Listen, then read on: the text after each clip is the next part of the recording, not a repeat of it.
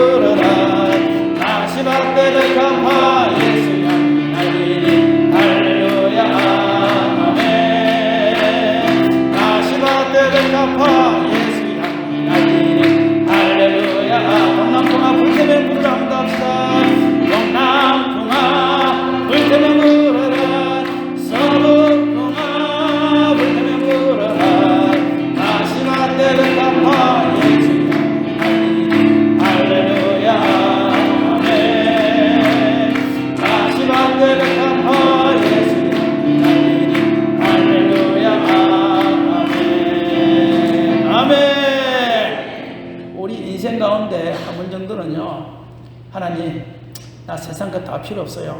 오직 주님 한 분만 있으면 됩니다. 그런 고백을 한 번 정도는 우리가 다 해봤어야 돼요.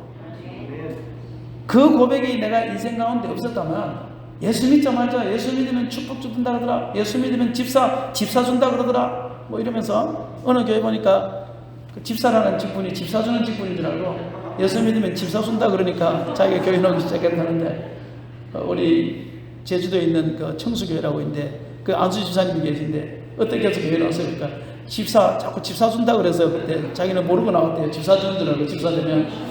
그래서 나왔다는데 그것 때문에 예수 믿는 사람들 많습니다. 우리가 정말 예수님을 영접하면요, 한 번 정도는 하나님 세상 거 필요 없어요. 아무것도 없어도 좋아요. 오직 하나님 한 분만 있으면 돼요. 그것으로 좋게요, 만족해요. 그런 기도를 우리가 한 번 정도는 해봤어야지요. 만약에 못하신 분들은 이번 기회에 그 고백을 할 수 있는 귀한 우리 집회가 되기를 주의 이름으로 축원합니다.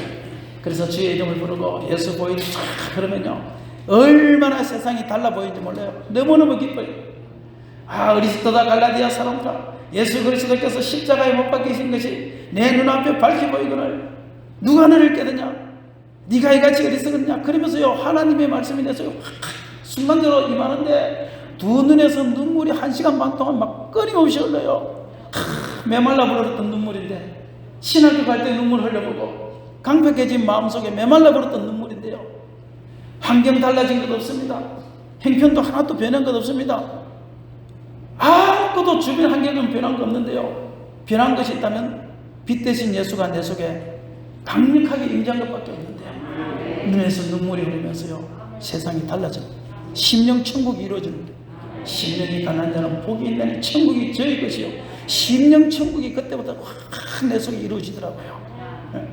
그러면서요 하나님 앞에 그때부터 매일같이 기도하기 시작하고, 막 성경이 송이꿀보다 단데 막 성경을 읽고 싶어서 밤을 새워가면서 성경을 읽고, 옛날에도 성경을 봤지만 정말 이렇게 송이꿀보처럼 담은 성경 말씀은 처음 본 거고요.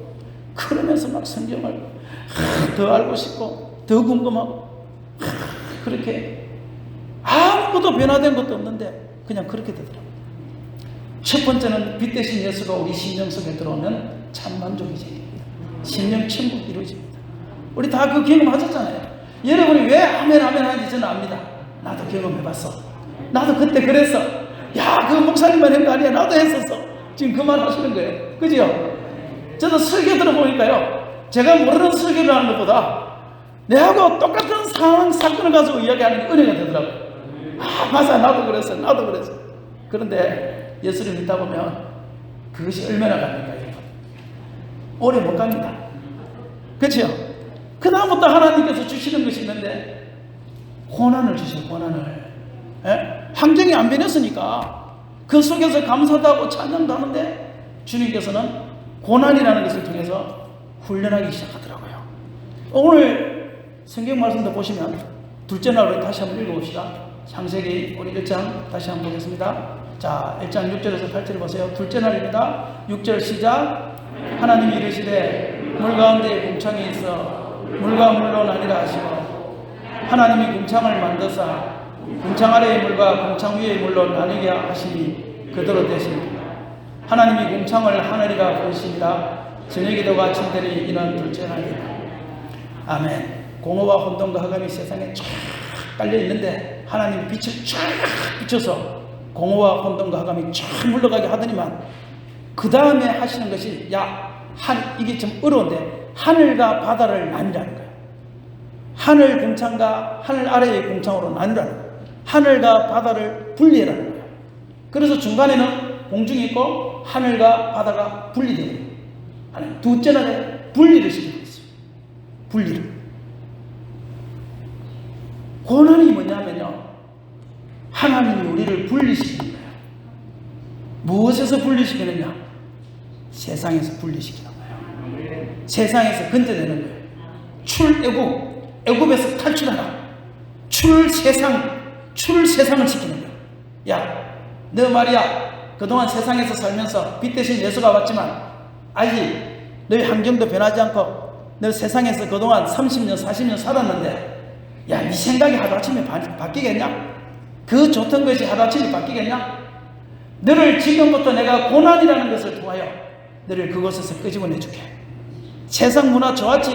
날마다 술 한잔하고 꺾으면서 아, 옛날이야 좋았지? 그런데 말이야, 그 좋은 것에서 내가 너를 끄집어낼게. 그거는 마귀의 세상이야. 너를 분리해낼게. 정말 너를 16만 분리해내는 것이 아니고 내 모든 삶을 내가 거기서 애굽의 바로왕에서 이스라엘 백성을 끄집어내듯이 내가 세상 원수마귀 사단의 삶 속에서 너를 끄집어내줄게. 이것이 둘째 날인 거예요.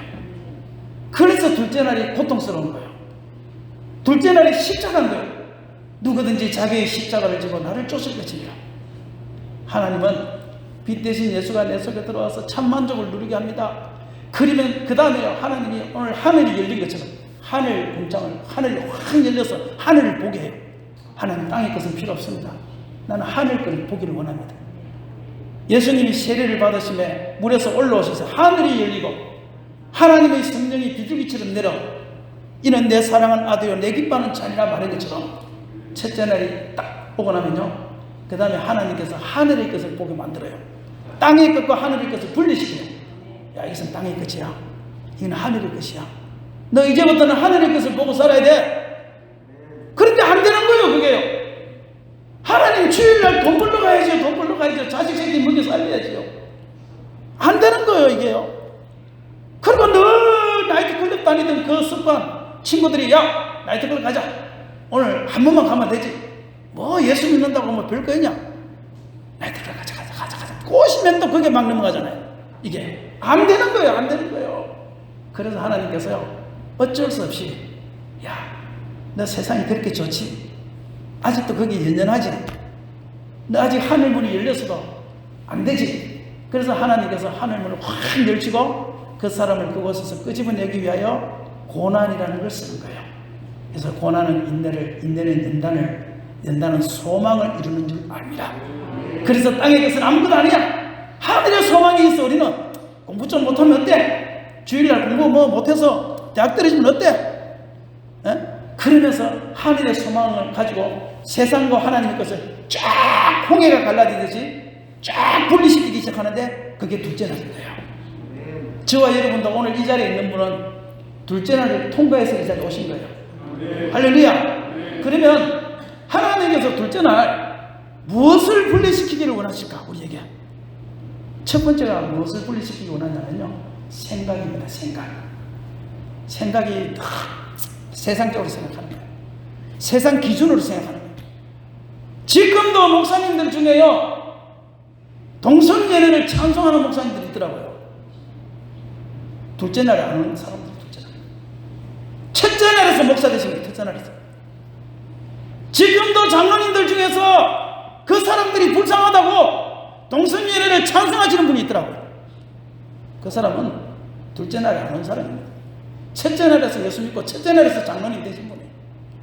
오늘 여기도 만약에 세상 문화, 생각이 성경적 생각으로 바뀌지 않고 하나님의 생각으로 바뀌지 않고 사람 중심의 생각, 인본주의적 중심의 생각을 가지고 예배를 드리고 찬양을 하고 시간을 때우고 있다면 둘째 날에 안 오신 분입니다.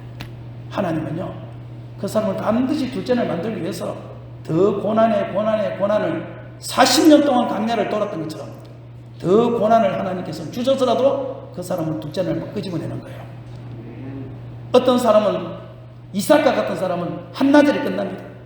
아버지, 나 잡아 잡수세요. 하나님이 정말 나를 제물로 드리라고 그랬나요? 드리라고 그랬어. 알았습니다. 나를 잡아 가두세요. 스스로 순종하면서 그 자리에 누워버리잖아요. 그 사람은요, 한나절 만에 이삭은 고난이 없어요. 바로 26장에 가면 별 큰 고난 없이 하나님이 100배로 축복하시리라. 근데 이스라엘 백성들은 광야에서 40년 동안 했습니다. 분리가 안 되는 거예요. 애굽 생각에서 분리가 되지 않는 거예요. 애굽에서 나와야 되는데 조그만한 문제만 있으면, 조그만한 어려움만 있으면, 야, 그때 우리 부추가 좋았는데 무엇이냐, 왜 우리를 여기까지 데려오나서 우리를 죽이려고 데려오놨느냐. 그곳에 있는 부추가 좋아서 자꾸 그곳을 바라보는 거예요. 옛날이요. 그곳을 바라보는 거예요. 그래서 하나님은 이스라엘 백성을 40년 동안을 광야에서 뱅뱅이다. 원래 그 길은 15일 만에 지나가야 되는 길이에요. 15일 만에. 오늘 저와 여러분도 40년 돌지 맙시다. 40년 돌지 맙시다. 이번 성회가 끝나고 내가 완전히 하나님 앞에서 옛날을 잃어버리고 내가 이제 옛사람과 그 사람이 분리되어서 썩어가는 구습을 쫓는 옛사람을 벗어버리고 하나님의 새사람으로 살리라 작정하고 그 모든 것을 지워버리세요. 그러면 하나님은 우리에게 셋째 날을 축복을 주시는 거예요. 할렐루야, 할렐루야. 그래서 둘째 날을 왜 주시느냐? 하늘과 땅을 가르듯이 하늘의 영광과 땅의 영광을 주님께서는 분리시켜서 우리가 하늘의 영광에 취할 수 있도록, 도취할 수 있도록 우리의 생각을 깨는 작업이 뭐냐? 그것이 둘째 날인가요? 생각이 변화가 되어야 돼요. 참 생각 변화 안 됩니다, 여러분. 하나님께서 생각을 변화시키는 거 보세요. 고린도후서 10장 한번 잘 보세요. 고린도후서 10장 우리 4절을 한번 봅시다.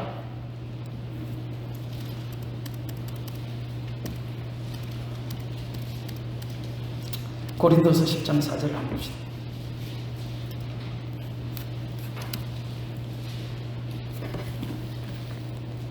네, 10장 4절. 자, 시작. 우리의 싸우는 무기는 육신에 속한 것이 아니요 오직 어떠한 견고한 진도 무너뜨리는 하나님의 능력이라. 모든 이론을 무너뜨리며 하나님 아는 것을 대적하여 높아진 것을 다 무너뜨리고 모든 생각을 사로잡아 그리스도에게 복종하게 하니. 아멘. 자, 4절을 다시 한번 보세요. 4절을 보시면 우리의 싸우는 무기는 육신에 속한 것이 아니라고 했어요. 어떠한 견고한 진이라고 했어요. 우리의 싸우는 그 싸움이 견고한 진지라는 거예요. 진지. 너무너무 견고하다는 거예요. 우리가 영적인 싸움을 하는데 그 영적인 싸움을 하는 영적인 대상이 옆에 있는 장로님도 아니고 목사님도 아니고 성도님도 아니고 자식도 아니고 남편도 아닌 거예요. 견고한 진지라고 말해요. 너무너무 견고하다는 거예요. 그것을 무너뜨리는 하나님의 능력으로 그것을 무너뜨리는 것이 우리의 싸움이라는 거예요. 견고한 진지가 너무나 강해서 여리고성처럼 강하다는 거예요. 여리고성처럼. 견고한 진도, 견고한 진지라는 거예요. 그럼 견고한 진지가 뭐냐라고 말할 때 어떠한 견고한 진도 무너뜨리는 하나님의 능력이라 그래놔놓고 견고한 진지가 뭔지를 말하고 있어요. 모든 이론을 무너뜨리며. 견고한 진지가 뭐라고요? 모든 이론이라는 거예요. 사람은요, 동성연애를 찬성하는 사람도 다 자기 논리를 가지고 이론을 가지고 찬성하는 거예요. 나쁜 짓 하는 사람도요, 자기 이론을 가지고 나쁜 짓 하는 거예요. 주일 성수 안 하는 사람도 전부 다 보면 자기 이론, 과거에 세상에서 가지고 있던 그 모든 이론을 가지고 다 그 일을 하는 거예요. 근데 교회에 딱 들어오면, 빛 대신 예수가 들어오면 그 견고한 자기의 모든 이론을 말씀의 이론 앞에 그것을 깨뜨려야 된다는 거예요. 그런데 그것이 너무 견고해서 깨뜨려지지 않는다는 거예요. 그 이론을 우리가 다른 말로 하면 고집이라고 합니다. 고집. 고집 없는 사람 아무도 없어요. 저도 한 고집합니다. 그 고집 앞에다가 똥자를 붙이면 똥고집. 교회 안에 똥고집이 미칩니다, 이거. 똥고집 무너뜨리기가요, 얼마나 힘든지 모릅니다, 이거. 차라리 여리고성을 무너뜨리는 게 쉽습니다. 교회 안에 제발 좀 똥고집 피우지 마세요. 아무리 내 생각과 내 것이 그렇다 할지라도 하나님이 말씀이 아니다 그러면 제발 좀 기도하시면서 그렇게 해야지. 그 똥고집이 무너지지 않으면 둘째 날이 지나가지를 않습니다. 하나님은 저와 여러분이 생명처럼 여기는 그 똥고집, 나이가 없으면 죽어, 그 똥고집을요 무너뜨리기를 원하는 거예요. 그래서 그거를 견고한 진지라고 표현해요. 견고한 진지, 여리고성이라고 표현해요. 여리고성. 자, 5절을 보세요. 5절 보시면, 자, 다 같이 시작. 하나님 아는 것을 대적하여 높아진 것을 다 무너뜨리고 모든 생각을 사로잡아 그리스도에게 복종하게 하니. 교만을 다 무너뜨리고 모든 무엇을 사로잡아? 생각입니다. 여러분, 우리가 무너뜨려야 될 첫 번째 진지는 생각이라는 아십니까? 그 생각에서 모든 이론이 나오는 것입니다. 그런데 교회 안에 들어왔는데도 교회 바깥에서의 그 생각을 여전히 가지고 돌아오기 때문에 동성연애를 찬성하는 그런 현상이 생기는 거예요. 생각을 무너뜨리세요. 목사님들이 기도하다가 어떤 것에 대해서 이렇게 이야기를 하잖아요. 그러면 내 생각은 아닙니다. 그러면 일단 우리가 기도합시다 이러세요. 그런데 무조건 안 돼요. 무엇을 위해서 안 되는 것입니까? 당신의 똥꼬집을 지키기 위해서 안 되는 것입니까? 하나님 말씀을 세우기 위해서 안 되는 것입니까? 대부분 80%는요 자기의 생각을 지키기 위해서 안 된다는 거예요. 그걸 무너뜨리는 것이 뭐냐? 그게 둘째 날인 것입니다. 저는요 항상 저는 집회를 하면 맨 뒷자리에 앉았습니다. 저는 앞자리에 앉아본 적이 없어요. 무슨 세미나를 가도 저는 맨 뒷자리에 앉았습니다. 항상 맨 뒷자리에 앉았습니다. 그런데 내가 제주도에서 철저히 깨지고 난 다음에요 집회를 다니면서 은혜를 받기 시작하는데요 하나님은 은혜를 주신다고. 저는 찬송을 할 때 손을 들어본 적도 없습니다. 저는 통성으로 기도를 막 세게 한 적도 별로 없습니다. 옛날에 방언 받을 때 빼고는. 저는 박수 치면서 찬송해 본 적도 거의 없습니다. 설교를 할 때도 이 밖으로 벗어나면 저는 죽는 줄 알았습니다. 그런데 집회를 참석했는데요 마음에서 막 격동이 일어나는데 격동이 일어나는데 앞자리가 오고 싶은데 자리가 없는 거예요. 다쳐가지고 일평생 맨 뒷자리에 앉아서 신앙생활을 했는데요 앞자리 저기서 여기까지 오는데 얼마나 힘든 줄 아십니까 여러분? 너무너무 힘들더라고요. 내 생각을 여기 놓는 것이 모든 사람이 다 나만 쳐다보는 거고요. 얼마나 힘든지. 그런데 은혜를 더 받으면서요 그 자리가 없으니까 줄이 줄면는데 그 옆에다가 앉아버렸어요. 옆에 목사인데 옆에 앉아버렸어요. 사람들이 저 목사 저거 또라이 아니야 이렇게 생각하는 것 같고요 옆에서 험한 욕을 다 하는 것 같아요. 처음 앉아보니까 밑에 바닥에. 그런데요 또 막 찬양을 하는데요 중간중간에 손을 들면서 찬양하는 사람 있잖아요. 근데 하나님 막 격동시키는데요 막 손을 들어서 찬양을 하고 싶은 거예요 나도. 근데 손을 들고 찬양해 본 적이 일평생 없잖아요. 그러니까요 이 손을 한번 드는 게 이게요 죽어도 못하겠더라. 이걸 못하겠더라 이걸. 여러분 우리 오는 사람 들어보세요. 잘하잖아요. 못하겠더라니까 이걸요 찬양을 하면서 손 드는 거를. 그래서 사회자가 손 들고 찬양합시다 이렇게 말 한번 해줬으면 이런 생각이 막 드는 거야. 사회자가 찬양 인도하는 사람이 우리 하나님 앞에 손을 들고 찬양합시다 이렇게 말 한번 해주면 손을 탁 들고 찬양하면 다 손 드니까 좋잖아. 그래서요 해주면 좋겠는데 한참을 그냥 찬양하면서 막 들까 말까 하고 있는데 사회자가요 우리 다 손을 들고 찬양합시다 이러는 거예요. 옛날 같으면 그렇게 말을 해도 손을 안 들어요 저는요. 뭐 찬양하는데 손을 들고 찬양하냐 그냥 하지. 근데 그날은 들고 싶은 마음이 있으니까요 앞자리에 꿇어 앉아가지고 두 손을 착 들었어요. 들고요 팔이 아픈데 손을 내라 이러잖아요. 근데 사회자가 내라는 소리 난 이게 사람들이 나를 쳐다보는 거에 대해서 이게 창피하니까 눈을 감고 그냥 들었어요. 눈을 감고 막 남이 나를 쳐다볼까 봐서 눈을 감고 들었는데 사회자가 내라라 그래야 되는데 내라자는 소리를 또 안 하네요 이게 사회자가. 막 팔이 아파서 막 이러는데 내라라 소리를 안 하니까 내려올 수도 없고. 그러니까 옆에 있던 목사님인지 근사님이 불쌍한지 너무 툭툭 치면서 내려서요 소리 이러는 거예요. 그래서 보니까요 손 들고 있는 사람이 혼자 앉아서 막 이러고 사회자가 손 들고 찬양합시다 말을 한 적이 없어요. 그냥 내가 한청을 드는 거예요 혼자. 하도 손을 들고 싶으니까 사회자는 그 말 하지도 않았는데 혼자서 그 소리를 듣고 혼자서 손을 들고 창피하니까 눈을 감고 그냥 손을 드는 거예요. 근데 사회자가 내라는 소리 안 하니까 팔이 아파가지고 이렇게 되니까 옆에 있던 그분이 불쌍하게 느껴졌나 봐. 그러니까 내가 툭툭 치면서 내라라고. 그래서 손을 내놨어요. 손을 내놨어요. 창피하더라고요. 얼굴이 뻘개지는데요.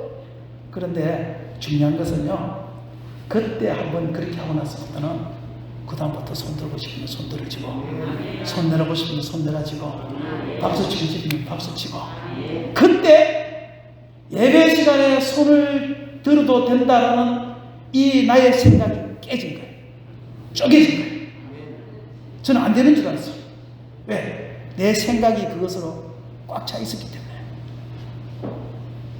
생각 하나 쪼개지는 것이 이렇게 힘들더라고요. 오늘 여기 있는 성도 여러분들도 다 마찬가지라고 생각합니다. 견고한 진재와 같은 나의 생각을 하나님 앞에서 깨뜨리는 것은 반석과 같아서 너무너무 힘듭니다. 그래서 하나님께서는 두 가지를 선택하라고 그래요. 모세가 한 번은 말씀으로 바위를 깨뜨리라, 한 번은 바위를 쳐서 깨뜨리라.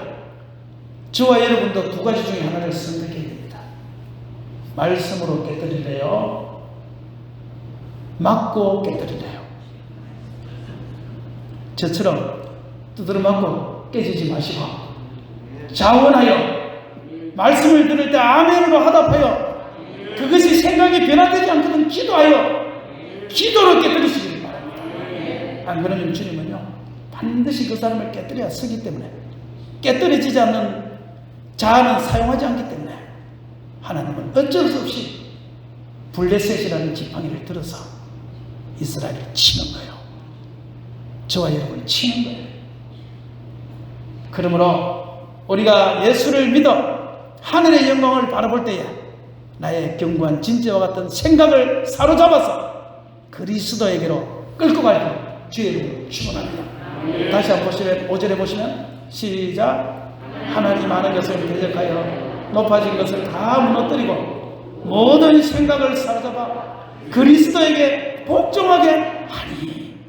결국은 그리스도에게 순종하게 하려고, 생각을 순종하게 하려고, 말씀 앞에 순종하게 하려고 주님은 우리에게 고난을 주는 거예요. 그게 둘째다. 둘째 날 첫 번째로 깨뜨려야 될 것은 뭐냐? 저와 여러분의 똥꼬시 생각 깨뜨리시기 바랍니다.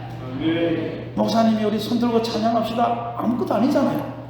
그걸 왜 못 들어요? 한번 생각해 보세요. 나만이 어떻게 합니까? 나만이 문둥병에 걸렸어요. 그래서 엘리사를 찾아가잖아요. 찾아갑니다. 찾아가니까 엘리사가 뭐라고 그래요? 안수기도 안 해요. 나만 장군이요, 당신은 저 요단강에 가서 7번 목욕하시오. 그러니까 나만이 열받았어. 아니 내가 누군데 말이야. 아니 저 요단강물보다 더 좋은 물이 우리나라에 얼마나 많은데 와서 안수기도도 안 해주고 요단강에 가서 7번 목욕하시오. 그도 하인을 시켰어.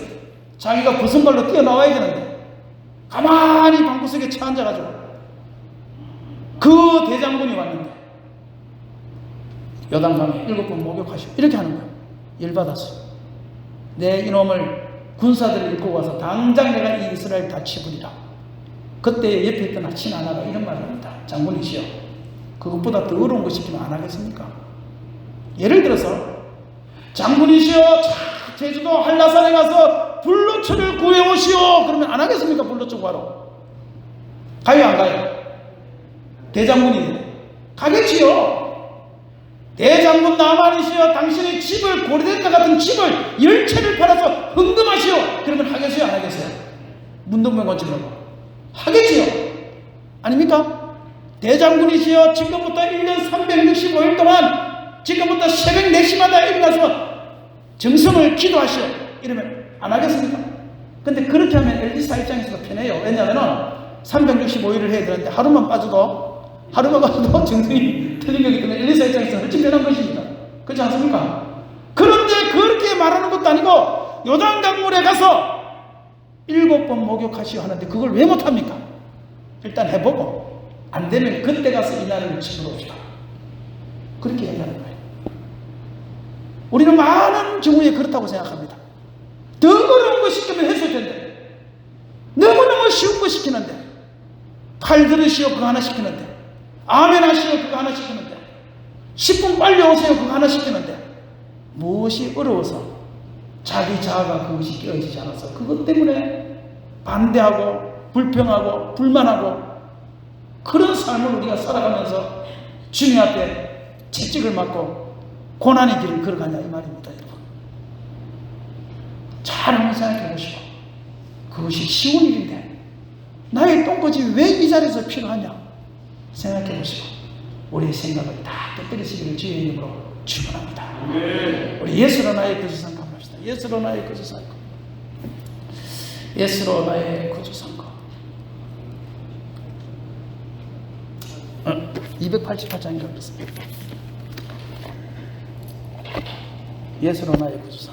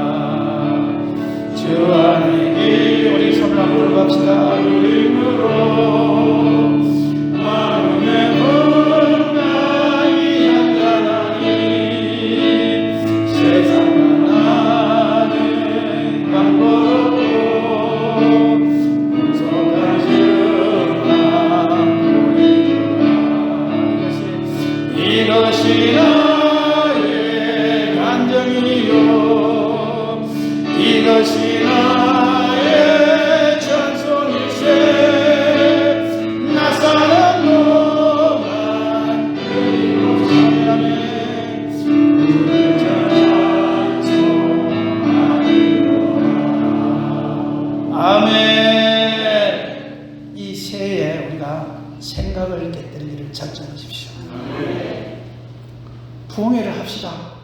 뭐가 어렵습니까, 여러분? 참석 못하면 내 말 안 하면 되잖아요. 참석할 수 있는 시간이만 하면 되잖아요. 내가 못하면 반대를 하는 거. 희한하더구만. 내가 못하면 반대를 해요. 그 사람은 40년 동안 광야 생활을 해야 됩니다. 어쩔 수 없었는데. 저도 수많은 시간을 광야 생활을 했습니다. 자아가 깨지지 않았어. 내 생각이 깨지지 않았어. 목사면서도 내 생각이 살아 움직였습니다. 하나님은 우리가 배추이파리처럼, 배추잎처럼, 제가 김치공장을 다녔거든요. 김치공장을 신학교 다닐 때 야간에 다녔기 때문에 낮에는 김치공장을 다녔어요. 그러면 김치를 한 트럭을 배추를 가져오면 제일 먼저 배추 머리를 자릅니다. 그리고 잎을, 쓸모없는 이파리를 잘라냅니다. 그리고 칼을 가지고 4등분합니다. 그래서 그거를 그 다음에 이 소금물에다가 푹 절이고, 언제까지 절이느냐, 나중에 이 버무렸던 이 양념이 배추이파리가 넘어지면 거기다 묻힐 수 있을 만큼 3시간이고 4시간이고 나중에 또 보고 하면서 그곳에다가 배추잎을 절이는 거예요. 똑같다고 생각합니다.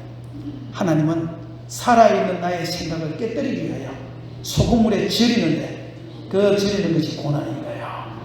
그래서 하나님이 이 주편으로 넘기면 이 주편으로 가고, 하나님이 이 주편으로 넘기면 이 주편으로 가고, 그냥 온유한 사람이 될 때까지, 온유해지고 나면 그때부터 됐다 하고 주님께서 복을 주시기 시작하는 거예요. 첫 번째는 생각이 깨져야 되고, 두 번째는요, 나를 주님께서 분리시킵니다. 하나님의 날과 나의 날을 분리시키는 거예요. 만나를 찾아서 주일을 아무리 찾아 헤매도 만나가 없었습니다. 그와 같이 주일은 하나님의 날이야. 너 주일 성수하기 힘들지? 그런데 말이야, 성수하기 위해서 네가 노력해야 돼. 최선을 다해야 돼. 직장도 그런 직장을 찾기 위하여 네가 최선을 다해야 돼. 주일 성수하는 직장을 얻기 위하여 네가 기도해야 돼. 하나님의 날을 하나님께 돌려드리기 위하여 둘째 날을 주시는 거야. 나를 나누라. 네 마음대로 사는 날, 너를 위해서 사는 날, 하나님의 영광을 위해서 예배드리는 날, 주님은 분리시키기를 원하는 거예요. 그게 둘째 날인 거예요. 오늘 여기에 혹시라도 주일 성수를 못하시고 그러신 분들이 있다면 주일 성수를 하기 위해 최선을 다하시고, 어쩔 수 없이 낮 예배 못 오면 오후 예배라도 나오시고, 또 그것도 안 되면 유튜브라도 들으시고, 유튜브를 들으시면은 죄송한 마음으로 하나님한테 좀 제발 덧뜻한 마음으로 하지 말고 죄송한 마음으로, 하나님 그 교회 나가야 되는데 성전에 가야 되는데 못 갑니다. 그러면서 하나님 앞에 회개하는 마음으로 우리가 유튜브를 가지고 예배 드려야지, 따뜻한 마음으로 그렇게 예배를 드려서는 안 된다고 저는 생각합니다. 왜? 그것은 주님의 날이니까요. 주님께 드리는 날이니까. 그렇죠? 옛날에 이방인들은 예배 드리고 싶어도, 이디오피아 내시 같은 사람은 예배를 드리고 싶어도 성전 안에 못 들어갔습니다. 성전 바깥에서 통곡하며 손을 들고 예배를 드렸습니다. 성전 안에 들어가지 못하면서 미안해했습니다. 죄송해했습니다. 그 사람들은. 우리도 늘 주님 앞에 신령과 진정으로 예배드리지 못하는 것에 대하여, 주님의 날을 주님께 돌려드리지 못하는 것에 대하여 늘 미안한 마음과 회개하는 마음으로 우리가 예배를 드려야 됩니다. 세 번째는 물질입니다. 주님의 물질은 주님께로 돌려드려야 됩니다. 그것이 바로 11조입니다. 11조. 저는 11조를 하고 주일 성수를 지키는 것이 너무너무 힘들다는 걸 압니다. 저는 주일을 쉬는 직장을 구하기 위해 6개월 동안 취직을 못해서 너무너무 어려움을 겪었던 적이 있었기 때문입니다. 취직 자리가 없어서, 우리 때는 누구나 주일 쉬는 직장이 아예 거의 없었습니다. 다 첫째 주, 셋째 주만 쉬죠. 주일 쉬는 직장을 구하는 것은 하늘의 별 따기였습니다. 너무너무 힘들었습니다. 11조 너무너무 힘듭니다. 내가 모든 물건을 다 쓰고 겨우겨우 먹고 살고, 그 다음에 마지막 내가 저축할 수 있는 돈이 11조더라고요. 내가 그나마 통장에 넣을 수 있는 돈이 11조더라고요. 그런데요, 주님은요, 그 마지막 통장에 넣을 수 있는 그 돈을요, 하나님이 거라는 거예요. 그리고 그것을 쓰고 남기는 것이 아니라 먼저 띠라는 거예요. 먼저 하나님께 드리라는 거예요. 그러면서 말라기 3장에 이렇게 이야기합니다. 하늘문이 열리고, 11조를 해보라. 하늘문이 열리고 황충과 메뚜기 떼를 금하여 주라. 지금도 황충과 메뚜기 떼가 얼마나 우리의 물질을 노리는 줄 아십니까? 사기꾼이 노립니다. 병원 의사들이 다 황충과 메뚜기 떼입니다. 우리가 아프기를 기다리다가 조금만 아프면 그냥 돈 뜯어내려고 여기 의사가 있으면 용서해 주시길 바랍니다. 웃자고 하는 소리입니다. 어쨌든 아프면 병원비 들어가잖아요. 안 아프면 병원비 안 들어가잖아요. 다 황충과 메뚜기 떼. 예? 황충과 메뚜기 떼를 주님께서 금하여 준다는 거예요. 열매가 기한 전에 떨어지지 않는 복을 준다는 거예요. 실컷 농사를 잘 짓는데 추석이 되면 그냥 태풍이 와가지고 열매가 다 떨어지잖아요. 아무 1년 농사가 소용이 없어지잖아요. 그런데 열매가 기한 전에 떨어지지 않게 하리라. 땅이 기름지게 하리라. 야, 땅이 옥토 되게 해줄게. 우리가 하는 모든 일들을 옥토로 만들어줄게. 주님 약속하셨어요. 그래서 우리는 날도 주님께 드려야 되고, 물질도 주님께 드릴 때 주님께서 말라기 3장의 축복을 저와 여러분에게 주시는 거예요. 네. 주를 성수합시다. 11조 합시다. 저는 우리 교회에 제가 이제 그렇게 하고 나서 그 다음에 이제 성도가 한 명 들어왔어요. 근데 성도가 한 명 들어왔는데요, 세상에 저 강원도에서 신앙생활을 조금 하던 성도님인데, 원래 제주도가 고향인데 직장을 그렇게 다니다가 와서 우리 교회로 오게 됐어요. 우리 교회 집사님이 전도를 했어요. 그런데요, 좋은 교회인지 안 좋은 교회인지 보려고요. 강원도에서 근사님 3명이요. 제주도를 가가지고 테스트하러 온 거예요. 테스트. 난 면접도 가봤습니다. 새벽 예배를 온다는 거예요. 면접 보러. 새벽 예배는 우리 집사람하고 나밖에 없는데, 그래서 어떻게 합니까? 온다니까 어쩔 수 없이 새벽에 설교를 잘 준비해가지고 한 사람 잡으려고, 어쨌든 한 사람 잡으려고 그 한 사람하고 우리 사모하고 그 근사님 3사람하고 앉혀놓고 이틀 동안에 설교를, 새벽 예배 설교를 막 그냥 했지요. 하고는 그 한 사람을 잡았어요. 잡았는데 그 근사님이 가시면서 그러더라고요. 목사님은 오늘 내가 기도를 하는데 한 사람 같아요. 머리 빠지니까 목사님은 비행기를 타고 전 세계를 돌아다닐 거래요. 내보고. 그래서 내가 콧방귀도 안 꼈어요. 참 지금 내 체질을 보고 이야기하세요. 내가 속으로 믿지도 않았어요. 저는. 그 한 사람 잡으려고 저는 그랬죠. 그 한 사람 잡으려고. 그런데 이 한 사람이요, 사업을 하다가 망한 사람인데 친구 옷가게에서 일을 하는 거예요. 옷가게에서. 그런데 교회를 나오자마자 주일 성수를 하는데 11조를 하기 시작하는 거예요. 자식들한테 용돈을 받아서 11조를 하더라고요. 자식한테 용돈 받아서 11조 하는 것은 진짜 어렵습니다, 여러분. 근데 자식한테 용돈 받고 그 옷가게 아르바이트 3시간 하는 거 그거 받아서 11조를 하더라고요. 그걸 보면서 하나님 앞에 기도했어요. 무엇인가 이 양반한테 해줄 것이 없을까? 그래서 그분을 위해서 제주도에는 지금은 뭐 유튜브를 가지고 뭐 인터넷을 가지고 다 방도 구하고 지금은 뭐 차도 구하고 다 하지만 그 당시에는 그런 게 없었어요. 아는 사람들 연락해서 오기 때문에 목사님들이 오셔 전화 와가지고 방 잡아달라, 차 잡아달라 뭐 이렇게 할 때입니다. 그래서 내가 그게 하도 귀찮으니까 그분 보고 성도님 혹시 이거 한번 해보실래요? 이렇게 한다는 거야.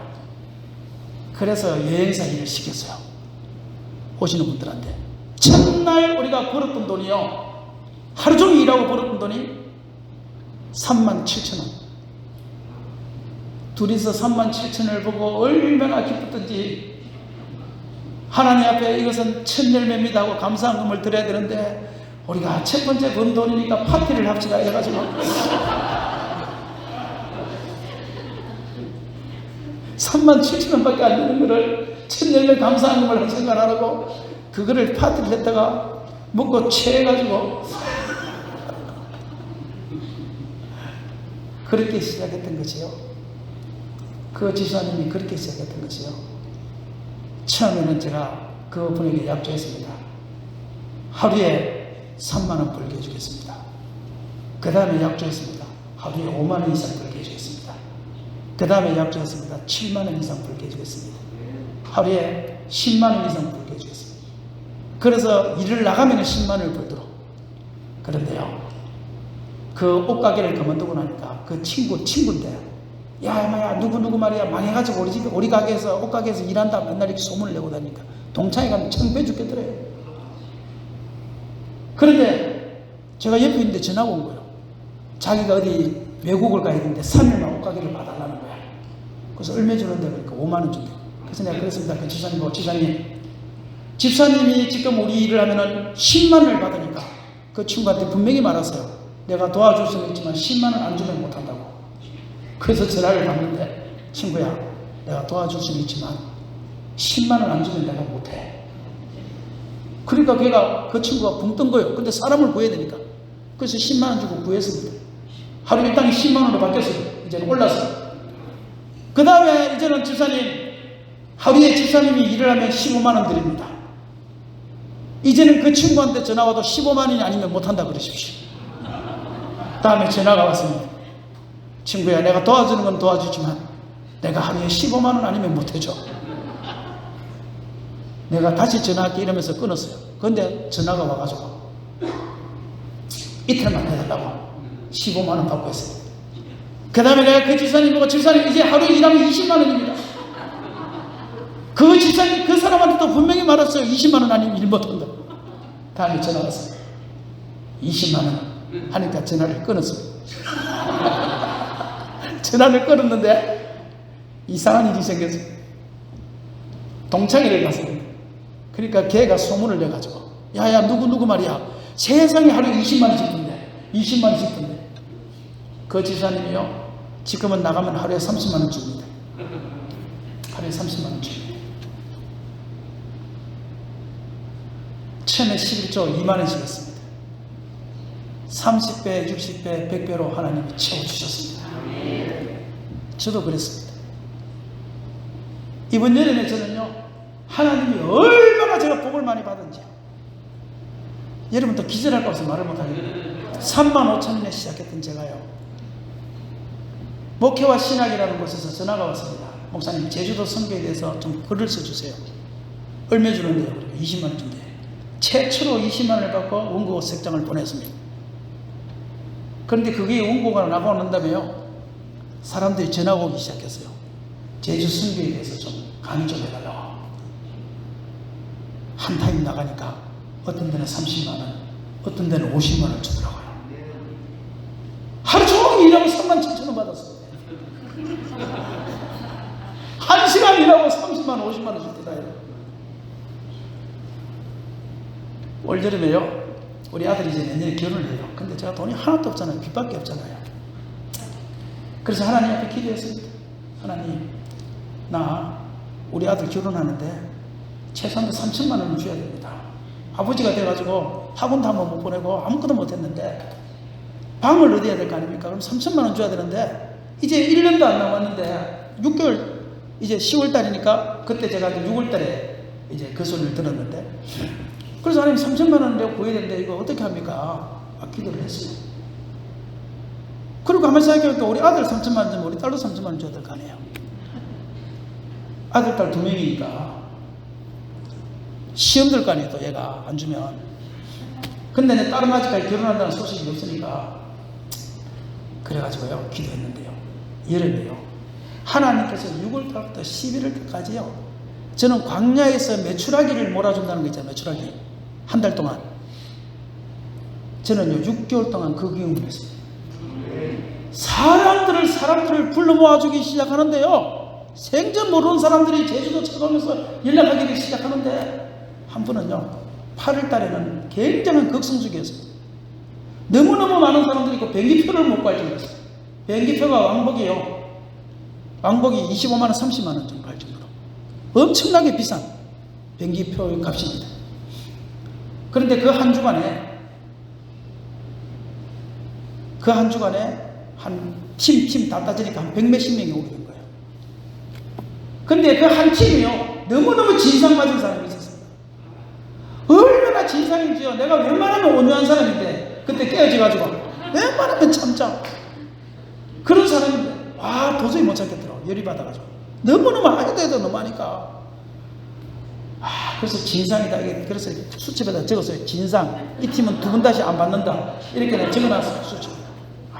진상 안 받는다. 내가 뭐 돈 벌려고 하는 것도 아닌데 뭐 진상까지 다 받냐 이래가지고 안 받는다. 난 재미없는 팀은 안 받는다 이래가지고 진상 적어놓고 수첩에다가 딱 꺼놨어요. 2번 다시 안 받는다. 근데 그 진상이 또 한 번 또 전화가 왔어요. 뭐라고 전화가 오는 거냐면요 한 사람을 또 추가시켜달래. 이 극성수기의 자리를 구할 수가 없는데 방도 못 구하는데 한 명을 또 추가시켜달래. 사람 미치겠대요. 그래서 내가요 요거는 한 며칠 있다가 내가 없다 그러고 끝내야 되겠다. 자리가 없다고 그렇게 생각을 하고 며칠 동안 느릿느릿 하다가 그래도 봐야 될 거 아니에요. 좌석이 있는지 없는지는.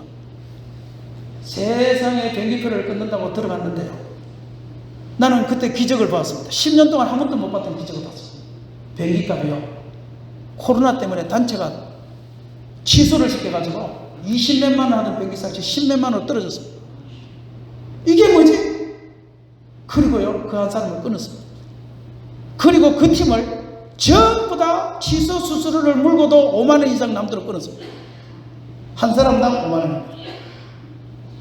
그러고 나서 그 다음 날짜에 올 사람들도 보니까요 다 그 주간에 다 떨어졌어요. 100몇십 명의 힘은 좀 들었지만요 명단의 이름을 다 바꿔버렸어요. 한 사람당 5만 원씩 하고 나니까요 고기만 해도 600에서 700을 벌었더라고요. 그 다음날 들어가서 봤습니다. 가격이 전부 다 정상으로 따랐겠습니다. 그날만 그랬어요. 할렐루야! 그래서 공짜로 번 돈은 써야 된다 그래가지고 우리 집사람한테 뭐 갖고 싶냐 물었더니만 냉장고 갖고 싶다. 그래서 내가 폼을 낸다고 우리 근사님들 두 분 모시고 냉장고 보러 갑시다. 그랬더니만요, 냉장고 보는 사람이 제일 비싼 것부터 보여줘요. 우리 집은 좁아서 큰 거는 못 들어가요. 그래서 커서 못 들어간다고 해서 저쪽 와서 싼 거, 작은 걸 보여줬더니만 그거를 보고 난 다음에 이거를 보니까 마음에 들어하지를 않아요. 그러면서 근사님이 무조건 저거를 사야 되는데 그 안 들어가진다고 우리 집이 좁아서 이거 들어가져요. 그게 나오면 돼요. 그래서 어떻게 해요? 340만 원짜리 그 냉장고를 샀는데 손이 떨리더라고요. 그리고 보너스 100만 원.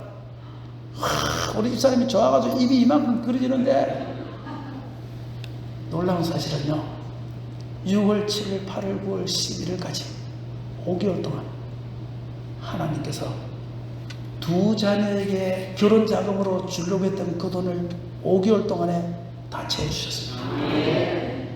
한 달에 1,000만 원, 1,500만 원, 2,000만 원씩 불기기 시작하는데,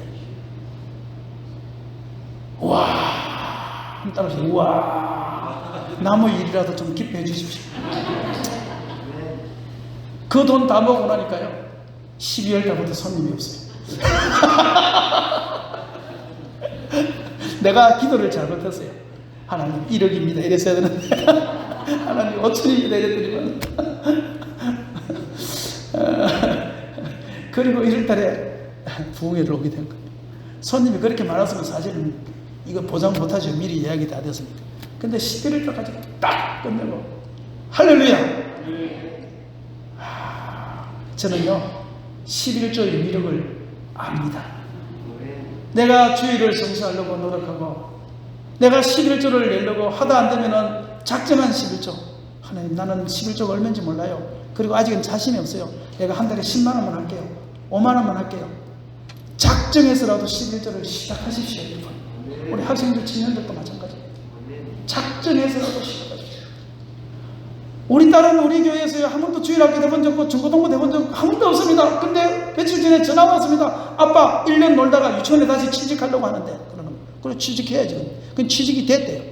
그런데 그러니까 자기가요 가만히 생각해 보니까 일평생 1,000열매 감사한금을 드린 적이 없대요. 그래서 그런데 왜 그러니까, 그래서 첫 달 월급 받은 거를 다시 취직을 하면서 1,000열매 감사한금을 들었대요. 그래 잘했네. 그런데 우리 교회도 안 하고 다른 교회도 해놔놓고 왜 나한테 전화하냐. 자식 키우가 있어. 성도 한 명 잘 키우는 성도 한 명이 10명의 자식보다 훨씬 낫어. 11조도 지네 교회 하지 우리 교회 안 하고. 1,000열매 감사한 건도 우리 교회도 하면 얼마나 좋습니까? 작은 교회. 근데 꼭 지네 교회에다가 하는, 자기네 교회에다가. 근데 했으면 했지 왜 내가 뭐 전화하냐. 그러니까 하는 말이요, 1,000열매 감사한금을 하고 나니까 돈이 없대요.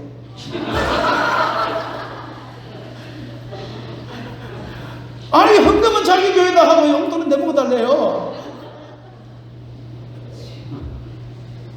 저서 사랑하는 성도 여러분, 둘째 날은 반드시 통과해야 됩니다.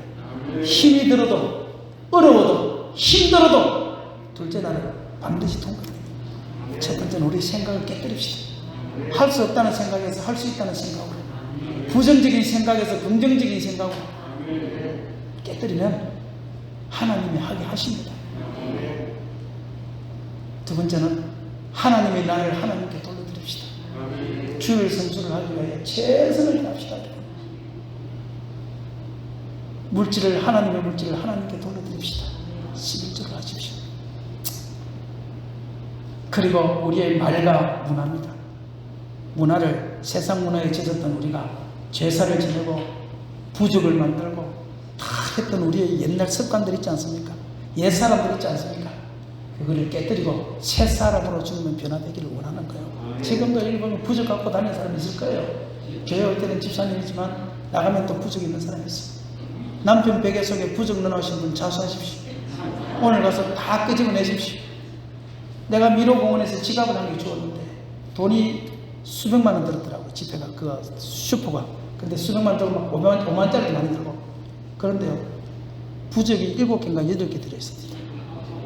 지금 여기도 남자들이요, 지갑을 꺼내서 확인해 보면 부적이 있는 사람이 있을 것입니다. 세상 풍조를 깨뜨리십시오. 그거 없어야 주님이 기뻐하십니다. 하나님이 복 주십니다. 다 깨뜨려요.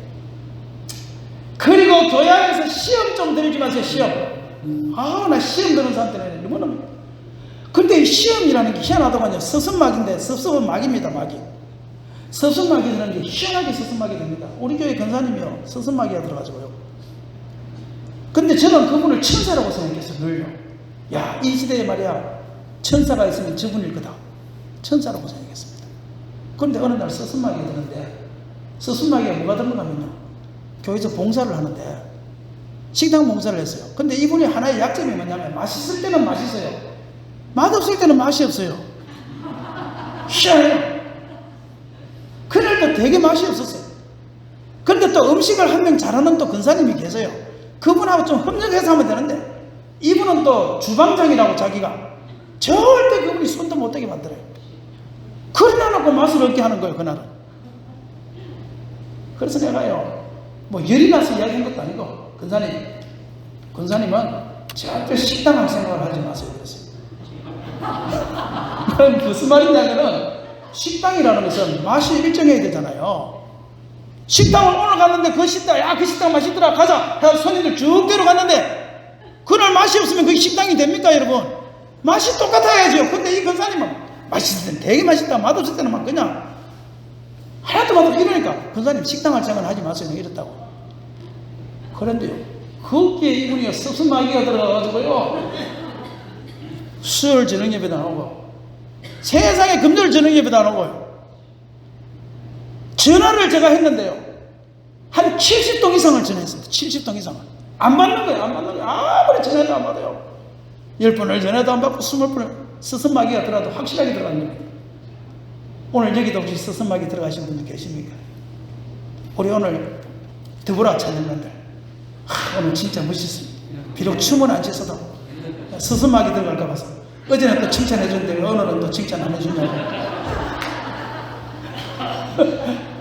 이 반주자 너무너무 멋있고 잘합니다. 왜 저긴 칭찬해 주는데 여긴 안 해주냐고 또 그러고. 너무 감사합니다. 서선마귀가 들어가서 70통을 전합니다. 70통을. 그 요즘 지키잖아요. 몇 통 했는지요. 나도 나중에 열받아서 전화기를 집에 던졌습니다. 그리고 집에 던져놔놓고요, 그래도 안 되겠더라고요. 그래서 마지막으로 이제 전화해보고 안 받으면 전화 안 한다고. 나도 오기가 있지. 그래가지고 전화를 딱 했더만, 여보세요 이러더라고요. 아이고 할렐루야 그래가지고요. 그래서 그때부터 지금까지 신앙 잘해요. 아무것도 아닌 것이 서선마귀가 잡아버리니까. 그리고 우리 이웃교회 그 근사님 한 분은요, 진짜 교회 청소도 잘하시고 80대인데 딱 성도라고 하면 그 근사님 한 분 계세요. 그런데 진짜 그 교회를 그렇게 잘생겼어요. 주일 낮이고 수요일이고 금요일이고. 제가 20년을 알았는데 한 번도 결정해 본 적이 없는 그 권사님이세요. 늘 웃는 모습. 그런데 우리 교회는 뭘 하는가 하면, 우리 교회는 5월 8일 어버이 주간에 우리는 65세 이상 5만 원씩 드려요. 봉투에 담아서 어버이들한테 5만 원씩 다 드리는데요. 처음에 2명 있을 때 시작했다가 지금 한 14명 돼가지고 힘들어요 지금은요. 2명 있을 때 10만 원밖에 안 됐는데, 그래서 내가 65세로 올리려고 생각을 하다가, 근데 60세 된 그 집사님이, 목사님 내가 60세를 얼마나 기다렸는데. 그래서 지금도 60세 한 지금 14명에서 17명 정도 돼요. 그러니까요 힘들어요. 그리고 그 이야기를 했더니만 너무너무 좋아하신다고 이야기했더만 그 목사님도 그 이야기를 듣고 감동을 받은 거예요. 우리는 한 명밖에 없으니까 감동을 받고 애들하고 같이 줘야 되겠다. 그래서 애들한테는 10,000원짜리를 넣고 권사님한테는 2명이었나 그 당시에 하여튼 1명이었나 5만 원을 넣고 드린 거예요. 그런데 그날부터 권사님이 시험이 들은 거예요. 찬양도 하지 않고 나와가지고 기도도 하지 않고 예배 끝나서 밥도 안 먹고 그냥 가시고, 목사님이요, 저 권사님이 왜 저러지 이해를 못한 거예요 도대체. 그래 나중에 붙잡아 놔놓고 하가 어느 정도 풀렸을 때 물어보니까 하는 말이요, 목사님이 나를 그렇게 무시할 수가 있네 사람이.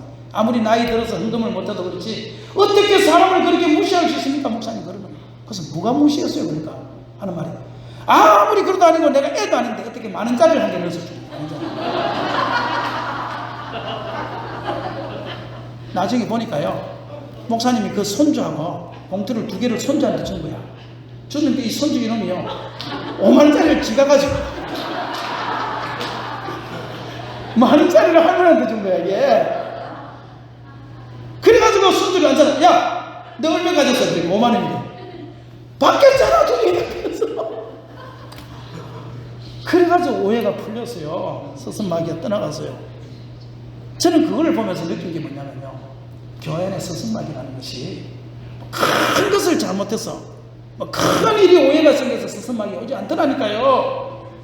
여러분, 그런 일이 있으면 제발 혼자서 시험 들지 말고 좀 목사님한테 물어보세요. 그냥 혼자 시험 들지 말고. 우리 권사님 한 분이 어느 날 교회를 수요일도 안 하고 금요일도 안 하고, 그래서 내가 왜 안 하냐고 물었더니만요, 안 하는 게 아니라 아프대, 아파서 못 한대. 그래 우리 사모를 보냈더니만 그냥 신방하고 왔어요. 그래서 내가 보니까 저는 아파서 못 오는 게 아니고 시험 드는 거야, 시험. 그래서 찾아갔지요. 시험 들어서, 시험 드는 거 아니까 죽을 살들고, 아프다니까 죽을 살들고 찾아갔지요. 갔었어요. 그냥 이야기 안 했어요. 이런 이야기 저런 이야기 하면서요. 근데 순간에 본심이 오시더라고요. 우리 교회에서요, 하도 말씀을, 너무나 말씀 피우는 다른 교회에서는 집사님이 한 분 있어가지고, 저분이 있으면 우리 교회 성도들이 자꾸 시험 들어서 나가니까, 아, 저 양반은 안 되겠다 싶어서 그분한테 내가 한마디를 했어요. 한마디를 하니까 이 양반이 얼큰이 하고 시험이 들은 거예요, 그냥. 그래서 내버려 뒀어요. 그 어느 날 목사님 만납시다 이러더라고요. 또 하도 교회를, 이 교회 많이 이렇게 돌아다니는 양반이라 알았어요, 저도. 아, 이 양반 이제 교회 안 넣겠다는 소리구나. 그래서 내가요, 아예 편지를 써가지고 갔어요. 그 타이프를 뽑아서 딱 호수에 넣고, 집사님 그동안 고생하셨습니다. 어느 교회 가시든지 열심히 신앙생활. 아니, 그 이야기가 아니면 안 주면 되잖아요. 그 이야기면은 주려고. 나도 자존심 있지. 목사님 이제 이 교회 못 오겠습니다 이러면 나도 마음이 상하잖아. 그렇잖아요. 그래서 밥을 먹고 난 다음에 목사님 이제 다른 교회 가려고 합니다 이러는 거예요. 그래서 아, 그러시군요. 아, 집사님 어디 가도 잘하시는데, 신앙생활 잘하시는데 또 이렇게 저렇게 이야기를 했어요. 하고는 마지막에 그 편지 봉투를 딱 줬거든요. 이 양반이 거기 또 시험이 더 들어버린 거예요. 그런데 문제는요, 그렇게 하는 사람들이 자기만 나가면 괜찮아요. 약무리들 중에 약한 사람들, 자기랑 친한 사람들을요, 늑대가 생기자를 탔듯이 꼭 물고 나가요. 그게 누구냐면 이 권사님이에요. 이 권사님이 한테 온갖 소리를 다 한 거예요. 그래서 내가 찾아가 보니까요, 어떻게 목사님이 성도가 나간다는데, 집사가 나간다는데 안 잡을 수가 있냐는 거예요. 잘 가라는 식으로 말을 할 수가 있냐는 거예요, 보고. 그래서 가만히 듣고 보니까 그 말도 맞잖아요. 그래서 네, 맞네요. 네, 그렇지요. 어떻게 목사가 그럴 수 있지요? 그 이상한 이해가 안 되네요. 네, 그렇지요. 그 어떤 목사가 그래요? 네, 그러니까 목사님이 그랬다며요, 이러는 거예요. 그래서 내가 그랬어요. 권사님, 그분은요, 우리 교회를 나가야 됩니다. 지금 신앙이 없는 교회 와가지고 자기가 왕노릇 하려고 온 사람인데, 놔두나면 우리 교인들 다 시험 됩니다. 나갈 사람은 나가야 됩니다.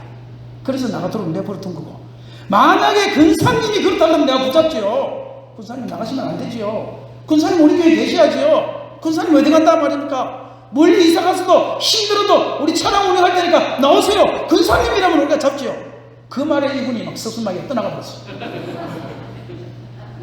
그래서 지금도 열심히 두 눈이 잘 보이지 않는 권사님이신데 지금도 열심히 신앙생활하고 있습니다. 여러분, 세상 문화, 풍조, 그걸 이용해서 스승마귀가 우리 속에 들어옵니다. 스승마귀를 이기십시오. 목사님한테 물어보십시오. 그냥 그 스승마귀가 어디에서 오는가? 나의 생각에서 오는 것입니다. 그 생각을 깨뜨리시기 바랍니다. 목사님들이 목회할 때요, 누구를 미워하고 누구를 사랑하고 그것보다는 다 천국 가기를 원하고, 다 천국 가서 열매 맺기를 원하고, 상급 받기를 원하고, 또 다 교회에 충성된 일꾼이 되기를 원하는 것이 목사님입니다. 그러니까 우리 다 같이 절대 시험 들지 마시고 우리 스승마귀를 이기시길 바랍니다. 결론 짓습니다. 그러면 우리가 첫 번째로 예수가 내 심령 속에 들어오면 하나님은 우리를 분리시킵니다. 세상과 나는 관계도 없고 구속한 주만 보이게 만듭니다. 그러기 위해서 우리에게 때로는 고난을 주십니다. 그러면 무엇이 분리되느냐 할 때 첫 번째는 생각입니다. 고집입니다. 깨어져야 됩니다. 부서져야 됩니다. 두 번째는 날입니다. 주의 성실이 됩니다. 세 번째는 물질입니다. 11 줘야 됩니다. 네 번째는 세상 풍조입니다. 서슴막이 원망하고 불평하고 교만하는 것 다 내려놓으시고 감사하십시오. 감사는 축복의 문을 여는 열쇠입니다. 어떤 환경 체질 속에서도 감사하면 그 고난은 금방 지나갑니다. 감사를 배우자. 감사는 천국 문을, 축복의 문을 여는 열쇠다.